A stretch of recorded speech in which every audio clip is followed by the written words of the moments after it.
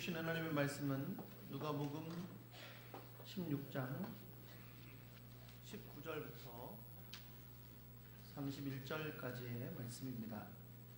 신약성경 누가복음 16장 19절부터 31절, 마지막 31절까지 말씀을 우리가 함께 교독하겠습니다. 누가복음 16장 19절입니다. 한 부자가 있어 자색옷과 고운 베옷을 입고 날마다 호화롭게 즐기더라.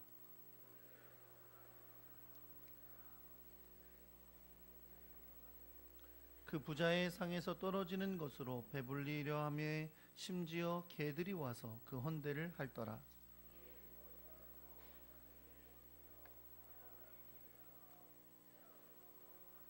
그가 음부에서 고통 중에 눈을 들어 멀리 하나님과 그의 품에 있는 나사로를 보고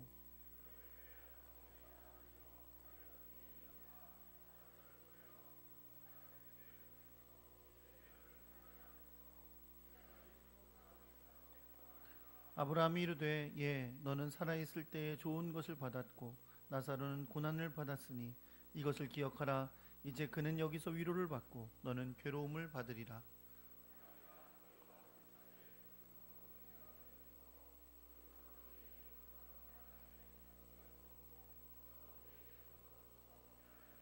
이르되 그러면 아버지여 구하오니 나사로를 내 아버지의 집에 보내소서.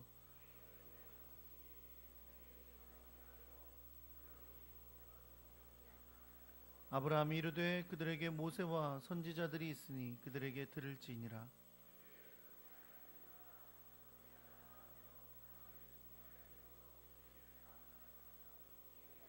함께 있습니다. 이르되 모세와 선지자들에게 듣지 아니하면 비록 죽은 자 가운데서 살아나는 자가 있을지라도 권함을 받지 아니하리라 하였다 하시니라.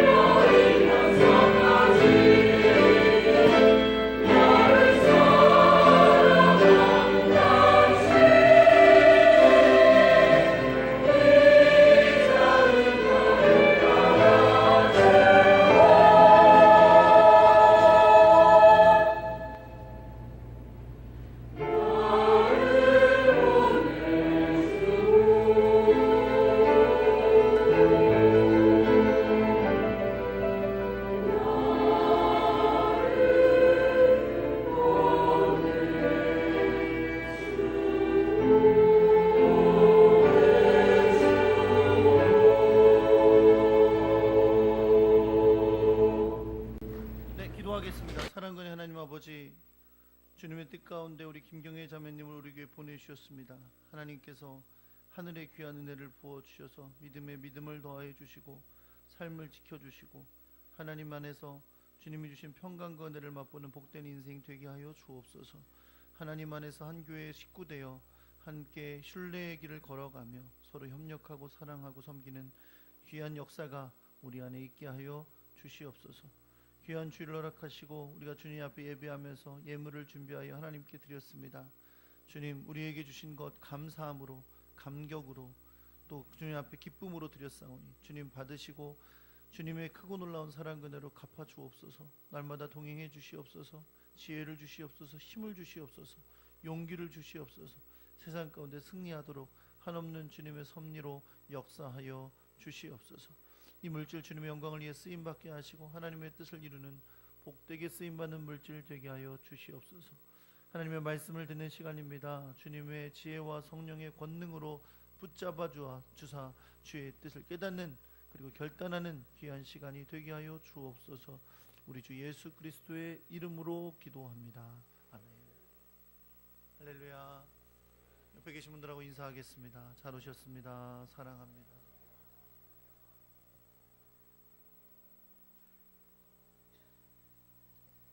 네, 한번 따라해 보실까요? 기회는 지금뿐이다.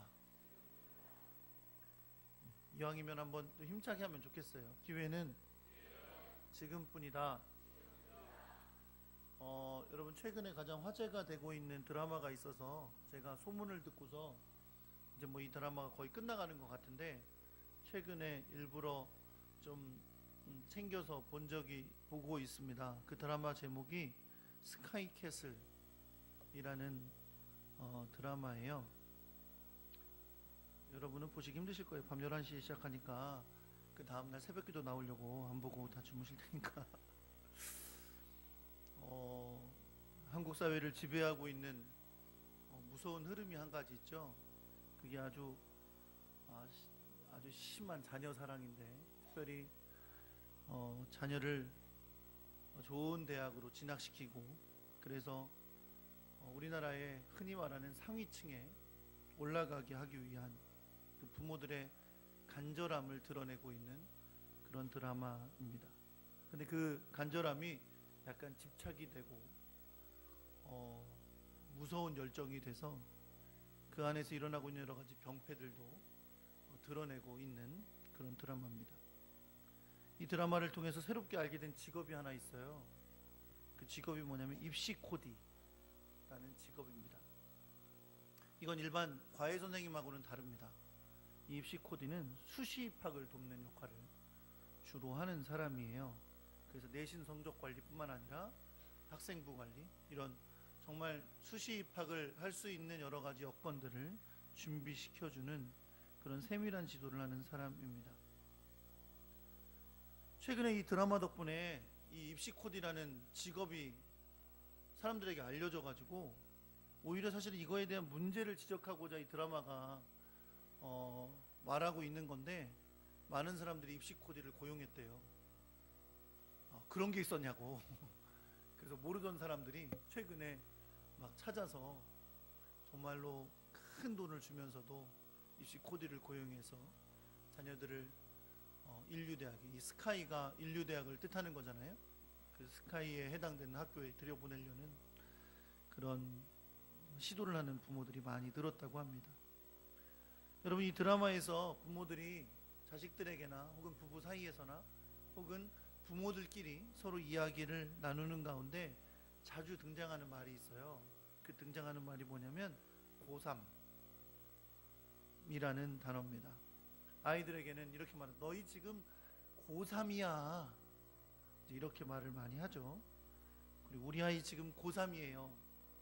부부들끼리는 그렇게 말을 많이 하고 또 부모들끼리 만나서는 우리 지금 고3인데 라면서 이런저런 걱정하는 말을 많이 하기도 합니다. 특히 재밌게도요, 이 드라마에서 굉장히 강조하는 건 뭐냐면 이게 아까 제가 얘기했던 입시 코디가 수시 입학을 노리는 사람들이라고 했잖아요. 근데 그러다 보니까 3학년 1학기까지만 버티면 된다. 3학년 1학기까지가 중요하다. 이제 그런 말이 굉장히 자주 나옵니다. 마치 무슨 인생의 결말이 3학년 1학기 때까지로 나는 것처럼 그렇게 말들을 많이 하죠.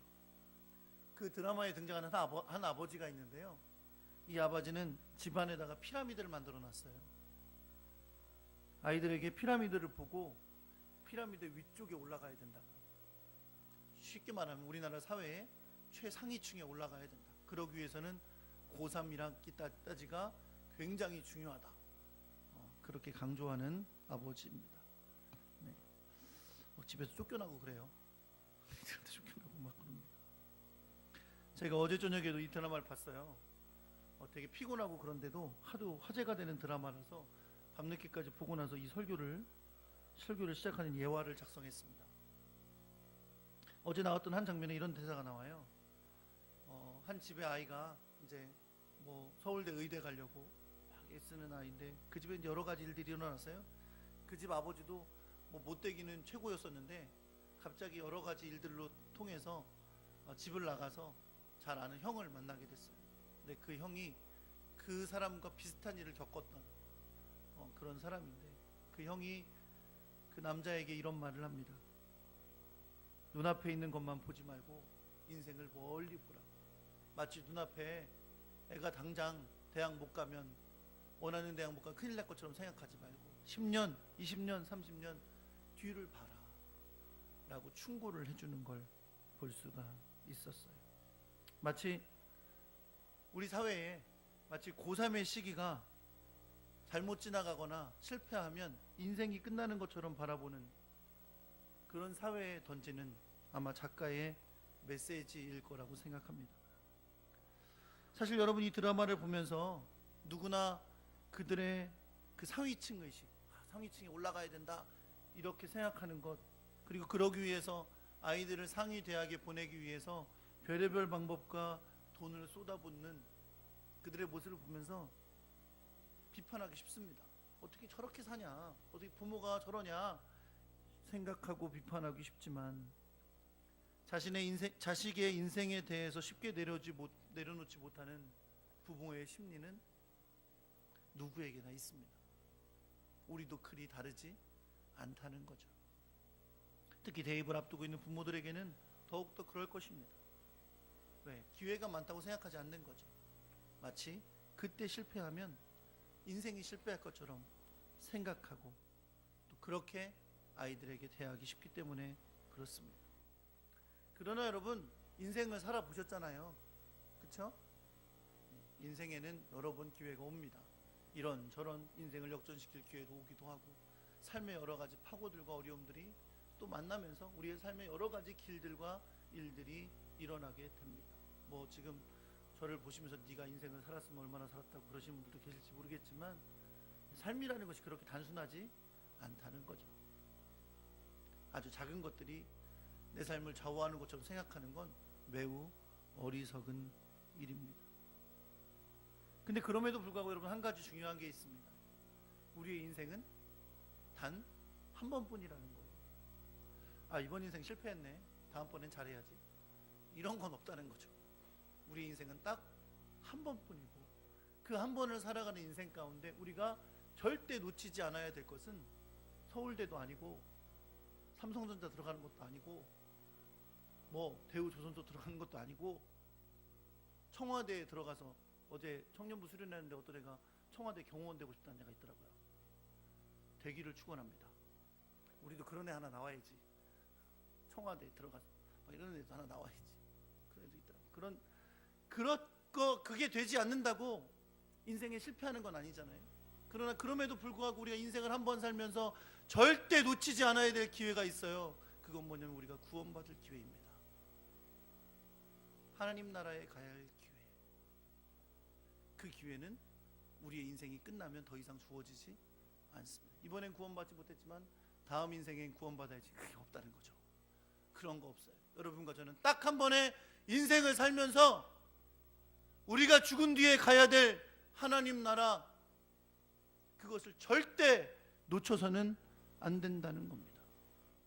우리에게 기회는 우리의 육체의 생명이 있을 때까지 주어졌고, 우리의 육체의 생명은 단 한 번뿐인 육체의 생명은 언제 끝날지 모른다는 거고요. 우리의 육체 인생이 끝나기 전에 주님이 오시면 그때 우리의 기회는 끝난다는 겁니다. 우리는 흔히 부자와 나사로라고 부르는 예수님의 유명한 예화를 오늘 말씀 가운데 나눌 겁니다. 이 본문은 예수님께서 돈을 좋아하던 바리새인들에게 주시기 위한 교훈이었지만 이 시대를 살아가는 우리들에게도 신앙에 대해서 매우 중요한 진리들을 가르쳐 주는 예화입니다. 우선 이 예화에 등장하는 두 사람이 있는데 이 두 사람은 이생과 내세에서 매우 비교가 되는 사람입니다. 우선 이생에서 두 사람은 살아가던 모습이 하늘과 땅처럼 달랐습니다. 오늘 성경에서 보여주는 걸로 따지면 우선 외모가 너무 비교됩니다. 부자는 어떻다고 표현하고 있냐면 자주색 옷과 고운 아마포 옷을 입었다라고 표현했어요. 우리가 읽은 성경은 아마포라고 되어 있지는 않은데 원래 원뜻은 아마포를 뜻하는 단어입니다. 배옷이라고 되어 있는데 원뜻은 아마포라는 거죠. 여러분, 자주색 옷은 성경에 자주 등장합니다. 뭘로 등장하냐면 굉장히 부를 상징하는 옷으로 등장하죠. 원래 이 자주색 옷은 자색 물고기에서 얻는 염료로 만드는 거라 굉장히 값이 비싸요. 그래서 흔히 이 자주색 옷을 입었다 그러면 왕족이거나 아니면 귀족이거나 아니면 돈이 너무 많은 부자들일 것으로 볼 수 있는 옷이에요. 그러니까 자주색 옷은 부의 상징입니다. 쉽게 말하면 그 사회에서 가장 상위층, 피라미드로 따지자면 피라미드 저 위에 있는 최상위층에 해당되는 사람들이 입는 옷이에요. 제가 배옷을 아마포라고 했는데 이것도 애굽이나 인도에서 나는 아주 값비싼 것으로 만든 속옷입니다. 미이라에 입히는 그런 옷감이에요. 그러니까 지금 성경에서 말하고 있는 예수님이 예화를 드시면서 말씀하고 있는 자주색 옷과 아마포옷을 입었다는 것은 뭘 말하는 거냐면 그냥 겉모습 자체가 그 사회의 최상위층, 가장 부유하고 가장 큰 권력과 명예를 가진 사람들이다, 사람 중에 한 사람이다 라는 걸 보여주시기 위함입니다. 이렇게 당시 사회에서 부유함의 상징과 같은 옷을 입고 있던 부자에 비해 나사로는 가난한 사람 중에서도 최고로 빈곤함을 보여주는 외모를 하고 있었습니다. 우리가 세례요한을 얘기할 때 그가 입었던 옷을 아주 초라한 옷처럼 이야기하지만 지금 이 나사로는 입은 옷도 언급이 되지 않아요. 입은 옷자체도 언급할 만한 옷이 없었던 거죠. 그리고 오히려 온몸이 다 헌대투성이었다 라고 말하고 있습니다. 헌대는 쉬운 말로 하면 부스럼이에요. 살갗에 부스럼이 일어난 거죠. 온몸이 그 부스럼들로 뒤덮여 있는 것을 말하는 겁니다. 영양 상태가 매우 좋지 않은 거고 온몸이 다 정결치 못한 거죠. 깨끗하지 못한, 그리고 영양 상태가 엉망인 그런 피부로 드러나 있는 것을 말하고 있는 것입니다. 자, 여러분, 이런 외형적인 모습, 부자가 입었던 자색 옷과 배옷, 그리고 이 나사로가 갖고 있는 외형적인 모습은 정말 어느 차이예요? 하늘만큼 땅만큼 차이 나는 거예요. 그 사회에서 제일 상위권에 속하는 사람, 그리고 그 사회에서 제일 바닥에 속하는 사람, 두 사람을 비교하여 보여주시는 겁니다. 이 두 사람이 살아가는 매일매일의 모습도 달랐습니다. 너무 달라서 19절에 보니까 이렇게 표현했어요. 부자는 날마다 호화롭게 즐기더라. 매일매일 잔치 벌이고 사람들과 즐기며 여유로운 삶을 살아가는 모습을 뜻하는 거예요.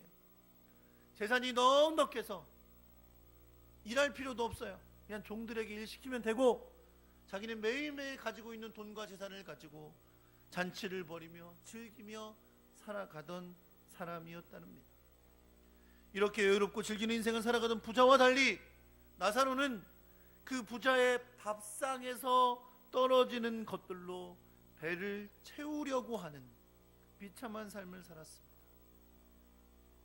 그 사람의 밥상에서 떨어지는 걸로 배를 채웠다고 하지 않았어요. 배를 채우려고 하는 사람이었다. 왜 채우려고 하느냐요? 밥상에서 뭐가 떨어져야 채우지. 안 떨어지면 먹을 게 없는 거예요. 근데 여러분, 유대인들은 밥상에서 떨어진 것을 절대 먹지 않습니다. 왜냐하면 부정한 음식으로 여기기 때문이에요. 그래서 그거는 부정한 동물인 개가 먹는데, 이제 나사로와 개는 경쟁 상대예요. 밥상에서 떨어지면 개가 먹느냐 내가 먹느냐, 이런 경쟁 상대예요. 개는 부정한 동물이라서 가까이 하려고도 하지 않고, 그 더러운 음식은 개나 먹으라고 주는 그런 동물인데, 개랑 같이 경쟁을 하며 지낼 뿐만 아니라 개가 나사로에게 와서 이 헌데 부스럼 남들 와서 핥았다 그랬어요. 바닥에 떨어진 인생이죠. 눈만 뜨고 있고 숨만 쉬고 있지. 바닥에 떨어진 것 같은 인생, 그런 인생을 살아가고 있던 사람이 바로 나사로였습니다. 사랑하는 성도 여러분, 꼭 이 두 사람과 같지 않더라도 이 세상에서 생명을 가지고 살아가는 모든 사람들은, 그 어떤 사람들도 인생을 똑같이 살아가는 사람은 없습니다. 태어날 때부터 다 다릅니다. 어떤 사람은 한국 사람으로 태어나고, 어떤 사람은 미국 사람으로 태어납니다. 어떤 사람은 남자로 태어나고요, 어떤 사람은 원하지 않았는데 태어나보니 여자예요. 어떤 사람은 태어날 때부터 부잣집에서 태어나요. 태어나보니 대기업 총수 아들이에요. 어떤 사람은 태어났더니 저 가난한 겨우겨우 살아가는 사람의 자식이에요. 오늘 우리 필리핀으로 출발하는데, 필리핀 갔다 오면 우리 아이들이 항상 하는 말 있죠? 뭐라 그래요? 한국에서 태어난 걸 너무 감사한다고. 그렇죠?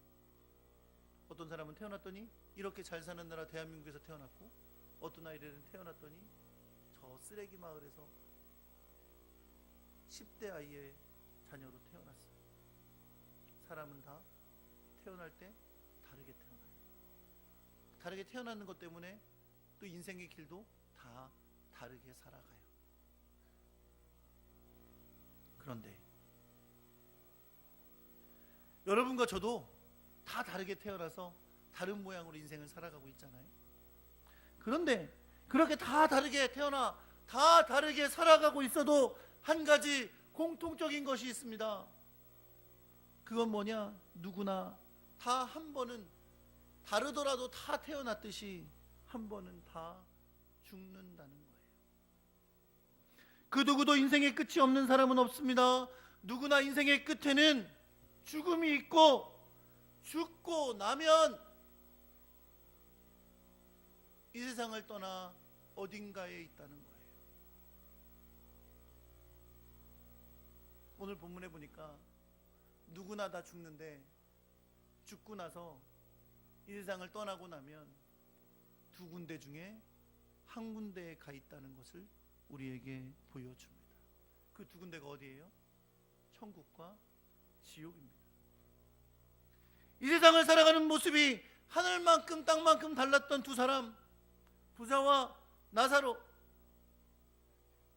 그들은 아마 육체의 죽음을 당할 때도 굉장히 달랐을 거예요. 오늘 성경에 보니까 나사로가 먼저 죽은 것 같아요. 아무래도 그렇겠죠. 뭐 영양도 부족하고 사는 게 그랬으니 누가 그가 죽은 걸 신경 썼겠어요. 그렇게 가난하고 거지로 살아가던 사람들을 누가 갔다가 장사를 쳐주고 사람들이 와서 조의금 내고 그랬겠어요. 그냥 아마 둘둘 말하다가 갔다가 버렸을 거예요. 부자는요, 화환 많이 들어왔을 겁니다. 조의금도 괜찮게 들어왔을 거예요. 그동안도 많이 다녔을지도 모르고요. 그쵸? 원래 뿌린 만큼 거두잖아요. 아닌가? 우린 그러지 맙시다. 여러분, 부자는 아마 화려하게 장례식도 치렀을 거예요. 그쵸? 모르죠. 뭐 그 다음날 이제 자녀들이 유산으로 싸웠을지도 모르지만 어쨌든 화려한 장례식을 치렀을 거예요. 그러나 분명한 건 뭐예요? 그 사람도 죽은 거고 저 사람도 죽은 거예요. 이렇게 여유롭고 즐기는 인생을 살아가던 부자처럼 나사로도 죽었고 부자도 죽음으로써 그들의 인생을 끝냈습니다. 사랑하는 성도 여러분, 이 세상에 사는 동안 하늘과 같은 부자의 삶에 비하면 땅바닥과 같은 인생을 살아가던 거지 나사로, 그는 어쩔 수 없이 매우 초라한 죽음을 맞이했겠지만 성경은 그가 천사들에게 받들려 아브라함의 품에 들어갔다고 말씀하고 있습니다. 아브라함의 품에 들어갔다는 건 천국에 들어갔다는 걸 말하는 거예요. 반면에 거지 나사로의 삶에 비하면 하늘을 훨훨 날아다니는 그러한 삶을 살아가던 부자, 아마 죽은 다음에 장세도 화려하게 치렀겠지만 그는 지옥에 떨어졌습니다. 마지막 죽음의 순간까지 이 두 사람은 이 세상에서 전혀 다른 삶을 살아갔지만 죽은 뒤에 각자 다른 곳으로 가게 됐는데, 그들이 가게 된 그곳은 그들이 이 세상에서 살아갔던 것과는 완전 딴판인 반대의 곳으로 가게 되었던 것입니다. 인생을 살며 처절한 고통의 날들을 지냈던 거지 나사로는 천국에서 아브라함의 품에 편안히 쉬게 됐습니다. 그러나 일평생 유유자적하며 즐기는 삶을 살았던 부자는 끊임없는 고통을 겪어야 하는, 고통이 끝나지 않는, 그런데 죽지도 않는 그 지옥에 이르게 된 거예요. 오늘 본문에 보니까 부자가 음부에서 고통받는 가운데 아브라함의 품에 있는 나사로를 보게 돼요. 그리고 아브라함에게 부자가 말합니다. 아버지 아브라함이여, 나를 긍휼히 여기사 나사로를 보내어 그 손가락 끝에 물을 찍어 내 혀를 서늘하게 하소서. 내가 이 불꽃 가운데서 괴로워하나이다. 여러분, 장면이 상상이 되세요? 다른 거 바라지도 않아요. 나사로를 봤어요. 아브라함이요, 저 나사로를 보내주시되 손에 물 찍어서 와서 내 혀를 잠깐만 서늘하게 해주십시오. 제가 어렸을 때 지옥에 대해서 들었어요. 지옥에서 설명해 주시는 분이 뭐라 그러냐면, 엄청 뜨거운 불구덩이에 들어가는데 죽지는 않는데요. 차라리 죽으면 낫잖아. 근데 한 번 죽었기 때문에 다시는 안 죽어요. 근데 막 영원히 뜨거운데 죽지는 않는다는 거예요. 어린 마음에 그걸 듣고 나니까 그 다음부터 뭐가 달라 보이냐면, 뭐 튀기는 걸 볼 때마다 달라 보이고, 통닭집 가서 통닭 튀기는 거 봐도 달라 보이고, 튀김집 가서 튀김 튀기는 것도 막 뜨겁게 막 튀겨지고 있는데 안 죽는데, 그때부터 결심했어요. 저는 절대 지옥 안 가기로. 나는 죽어도 지옥 못 간다. 그 예수 믿고 잘 살기로 했어요. 부자는 이 세상을 살면서 최상위급에 속했어요. 최상위급. 떵떵대고 살았겠죠. 사람들이 다 부러워했겠죠. 어떻게 하면 그렇게 살 수 있어요? 정말 부러워요. 당신 같은 삶을 살고 싶어요? 꿈꾸는 사람들이 되었을지 몰라요. 근데 지금 뭐라 그래요? 아버지요, 나사로를 보내셔서 내 혀에 물만 치겨주십시오. 여러분, 이 장면에서 뭐가 떠오르십니까? 전 이 장면이 떠올라요. 나사로가 밥상에서 떨어지는 것을, 그 부스러기를 기다리고 있던 모습. 그는 너무나 초라하게 밥상에서 떨어지는 부스러기를 기다리다가 나오면 먹는 거고, 안 나오면 못 먹는 거고, 그나마 나와도 개하고 싸워야 돼. 개보다 먼저 먹어야 먹을 수 있어. 그렇게 살아가던 나사로였는데, 지금 이제 부자가 거꾸로 돼서 나사로에게 손에 물만 묻혀서 갔다가 제 혀만 적시게 해주십시오 라고 부탁하는 상황이 되었다는 것입니다. 여기서 우리는 한 가지 분명히 해야 될 게 있어요. 왜 부자는 지옥에, 왜 거지 나사로는 천국에 갔는가? 물론 이 예화는 돈을 좋아하는 바리새인들을 향해 예수님께서 주신 예화예요. 그래서 단순하게 말하면 부자는 지옥에, 가난한 사람은 천국에 간다 라고 말하는 것처럼 보일 수 있지만, 그러나 여러분, 성경은 구원에 대해서 그렇게 말씀하고 있지 않습니다. 구원은 믿음으로 가는 거죠. 하나님의 나라는 은혜로 가는 겁니다. 하나님을 경외하고 예수 그리스도 안에서 구원받은 사람이 가는 겁니다. 그렇다면 부자는 천국에 가지 못하고 나사로는 천국에 갔다는 것은 그들이 부자여서 가난해서가 아니라 믿음으로 간 거예요. 나사로는 믿음으로 천국 간 거고 부자는 믿지 아니함으로 지옥에 간 겁니다. 성경이 말하고 있는 거니까 이건 의심의 여지가 없는 거예요. 그런데 그럼에도 불구하고 오늘 본문이 보여주는 중요한 상황은 이겁니다. 부자는 자신이 가진 부를 가지고 즐기며 살았지만 이름을 알 정도로 날마다 그의 앞에서 고통 가운데 살아가던 나사로를 돌아보지 않았었다는 거예요. 그저 그가 부자의 집에 밥상에서 떨어지는 것을 주워 먹도록 허락해줬는지는 모르겠지만 그를 향한 어떤 긍휼도 베풀지 않았다는 겁니다. 예수님은 그런 삶을 살던 그를 오늘 본문의 예화 가운데서 하나님 나라의 백성으로 여기지 않으시는 거예요. 진정으로 그가 믿음으로 구원받을 만큼 하나님의 백성이었다면 그렇게 나사로에게 대하지 않았을 거라는 겁니다. 그래서 그의 인생이 끝났을 때 그가 지옥에 떨어졌다라고 말씀하고 있는 거죠.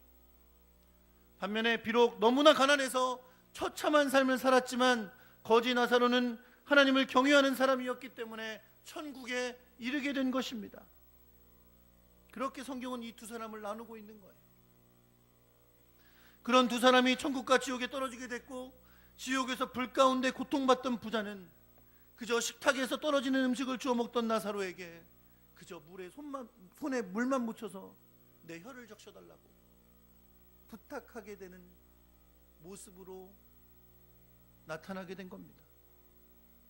천국을 대표하는 인물 아브라함의 말이 중요합니다. 아브라함은 부자에게 이렇게 말합니다. 예, 너는 살았을 때에 내 좋은 것을 받았고 나사로는 고난을 받았으니 이것을 기억하라. 이제 저는 여기서 위로를 받고 너는 고난을 받느니라. 세상에서 좋은 것 받으면 죽은 후에 지옥에서 고난받고, 세상에서 고난받으면 천국에서 위로받는다 라고 하는 단순한 원리처럼 보일지 모르지만 이 말씀에서 보여주는 매우 중요한 두 가지 사실은, 분명 바리새인들을 비롯한 돈을 좋아하던 당시의 유대인들이 생각했던 것, 이 땅에서 누리는 부유함이 하나님의 사랑을 받고 있다는 증거다 라는 생각은 틀렸다 라고 주님이 말씀하고 계신 겁니다. 오히려 가난한 사람을 돌아보지 않는 자는, 그러면서도 여전히 자기의 삶만을 누리며 사는 사람은 하나님께서 그것을 결코 작게 여기지 않으신다고 우리에게 보여주고 계신 것입니다. 사실 오늘 본문에는 천국과 지옥이라는 표현이 없어요. 낙원과 음부라고 표현되어 있었습니다. 사실 이게 굉장히 신학적인 논쟁이 많았던 거고요. 여전히 천주교에서는 음부와 낙원이라는 표현을 씁니다. 그래서 천주교에서는 오랫동안 이 음부에 있던 사람들이, 이곳에 사는 사람들이 헝금하거나 선한 일을 행하면 낙원으로 옮겨갈 수 있다라고 말하기도 했었어요. 그러나 그건 성경적이 아닙니다. 낙원과 음부, 천국과 지옥은 굳이 나눌 필요가 없어요. 왜 나눌 필요가 없느냐? 결코 변경되지 않습니다. 한번 결정된 지옥, 한번 결정된 천국은 결코 바뀌지 않습니다. 건너갈 수 있는 길이 없어요. 오늘 성경에서 아브라함도 부자에게 천국과 지옥은 그 사이에 큰 구렁텅이가 있어서 결코 건너갈 수가 없는 곳임을 밝혀주고 있습니다. 그러자 부자는 아브라함에게 나사로를 자신의 아버지의 집에 보내달라고 부탁합니다. 아버지의 집에 내 형제가 5명이 있는데 그들에게 복음을 증거해달라고 부탁합니다. 그래서 그들이 자기가 받고 있는 이 고통 가운데 오지 않게 해달라고 부탁하는 거죠. 자기의 인생 즐기면서 부유함을 가지고 살았는데 내 동생들, 내 형들 다 그렇게 살고 있어요. 그런데 인생 끝나면 여기 올 거야. 저들도 똑같아. 나랑 똑같이 살아. 하나님 안 믿고 믿는다고는 하지만 형식으로만 믿고, 그저 제사 드릴 때 제사 드리고 11조 할 때는 11조 하지만 진정으로 하나님 믿지 않아. 그렇게 살면 결국 나처럼 그들도 죽고 나면 다 여기 올 텐데, 아브라함이여 나사로를 보내셔서 저들에게 복음 증거하게 해주세요. 참으로 안타까운 장면이죠. 형제들을 사랑하고 그들에 대한 간절함이 느껴지는 장면입니다. 그러나 아브라함은 이렇게 말하죠. 저희에게는 모세와 선지자들이 있고 그들에게 들어야 하느니라. 모세와 선지자는 성경입니다. 신약시대로 말하자면 복음이에요. 그들에게 복음을 전해질 것이고 그들은 그것을 들어야 한다라고 말씀합니다. 부자가 이렇게 말합니다. 자기 경험 비추어 말하는 거죠. 아닙니다. 그렇지 않습니다. 만일 죽은 자에게서 누가 저희에게 가서 전하면 저들이 회개할 겁니다. 자기도 그랬다는 거죠. 그냥 이렇게 살면, 부자로 사는 거 하나님이 주신 복으로 알고 살면 난 잘 살고 있다고 여기면 살았다는 거예요. 그런데 와보니 지옥이라는 거죠. 그러니 하나님 죽은 사람 중에 보내주세요. 나사로 보내주시면 죽은 자가 살아나서 증거할 거 아니에요. 그럼 믿을 거예요. 그럼 회개할 거예요. 아브라함은 단호하게 답합니다. 모세와 선지자들에게 듣지 아니하면 비록 죽은 자 가운데서 살아나는 자가 있을지라도 권함을 받지 아니하리라. 결코 죽은 자가 와서 천국과 지옥을 증거하지 않았다는 것이 회개하지 않고 믿지 않는 것의 핑계가 될 수 없음을 말하고 있는 겁니다. 사람들이 전하여 준 복음을 듣지 않고 믿지 않는 자들은 죽은 자 가운데 살아나는 자가 증거해도 믿지 않을 것이다 라고 말씀하는 것이죠. 그들에게 이미 충분한 기회가 주어졌었고 그것에 대한 믿음의 반응이 그들에게 요구될 뿐임을 말씀하고 있는 겁니다. 사랑하는 성도 여러분, 이제 말씀을 정리하며 마치려고 합니다. 우리는 이 본문 가운데서 분명히 알게 됩니다. 육체를 가지고 살아가는 모든 사람의 인생은 끝이 있습니다. 그리고 그 후에는 가게 되는 단 두 가지 길만 있습니다. 천국과 지옥입니다. 그리고 내가 천국에 가느냐 지옥에 가느냐는 내 육체의 생명이 끝나기 전에 결정됩니다. 그리고 그것은 세상에서 살아가는 사람들의 기준이 아니라 하나님이 정하신 기준에 따라 결정됩니다. 내가 결정하는 거 아니야. 천국 가는 기준, 이렇게 하면 천국 가겠지, 이렇게 사는 게 천국 가는 거지. 아니요, 그 기준은 하나님이 정하시는 거고 그것은 하나님의 말씀 가운데 기록되어 있습니다. 왜 부자가 지옥에 갔느냐? 성경이 자세히 기록하고 있지는 않지만 그는 하나님이 원하시는 기준에 합당치 않았던 자였던 거예요. 그는 하나님을 믿지 않았던 자고요. 오늘 본문에 보여주는 것처럼 날마다 자신의 부를 즐기면서도 가난한 자를 돌아보지 않았던 그 사람은 그 행위 때문이 아니라 그가 하나님을 믿지 않았기 때문에 그렇게 행했다는 겁니다. 그럼 왜 거지 나사로는 천국에 갔느냐? 성경에서 기록하고 있지 않아요. 그러나 우리는 성경 전체를 통해 분명하게 압니다. 그는 하나님의 기준에 합당했던 사람입니다.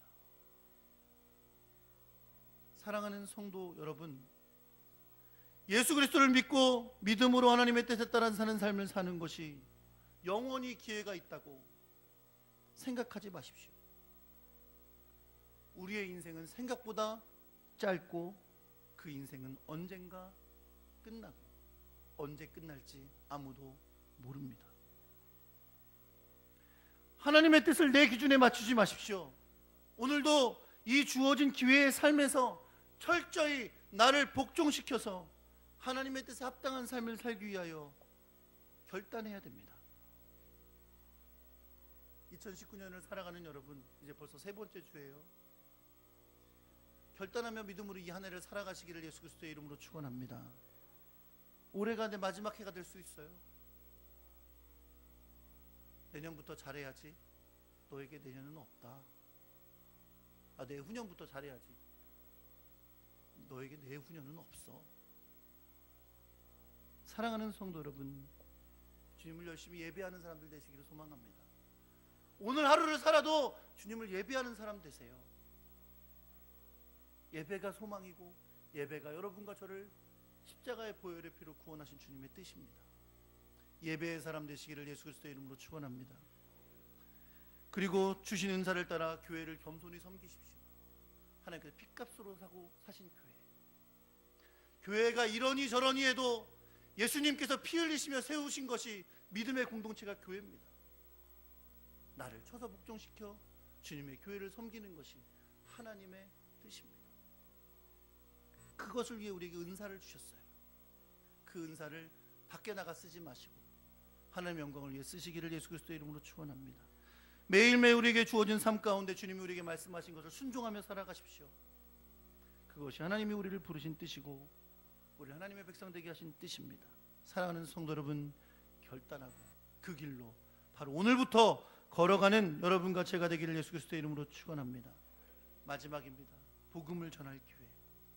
인생은 한 번이고 그 인생이 끝나기 전에 믿고 구원받아야 됩니다.